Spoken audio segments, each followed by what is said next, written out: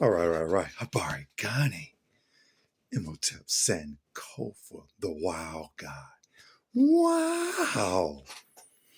Just want to pour our libations, give thanks and praise to all our foremothers and forefathers, all our ancestors that came before us. I want to give credence and credit to them to let them know we are still fighting this frame.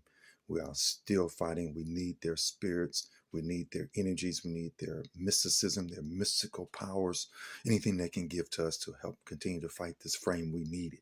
We really need it. I just want to go over some history here real quick and be brief here. I'm going to try to keep it under 3 minutes, but I may go over, but please, this is very important, especially this time frame. This is from this is a collegiate level book, African American Concise History, 3rd edition. It's a collegiate level book. One of my college classes I took. I want to talk about seasoning and then how Christianity was put on African slaves. We did not come here with it. I know your preachers don't teach you nothing, but we got to go through this real quick, real fast. Seasoning followed sale.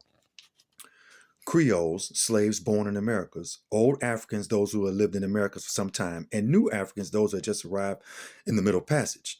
Creole slaves were worth 3 times the value of unseasoned new Africans. Seasoning began the process of making new Africans more like Creoles. The seasoning process also involved slaves learning European languages. Masters on the Spanish islands of the Caribbean were especially thorough in this regard. Consequently, although the Spanish of African slaves and their descendants retained some African words, any Spanish-speaking person can easily understand it.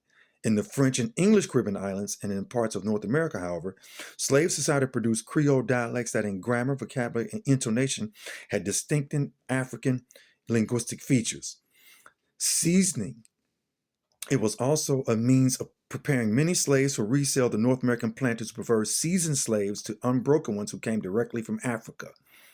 Seasoning was a disciplinary process intended to modify the behavior and attitude of slaves and make them efficient laborers.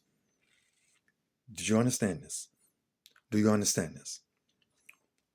Seasoning was a critical point in what you see now with belief systems, with our culture, our history, our religion, and everything being taken from us, our language, our naming, and things like that.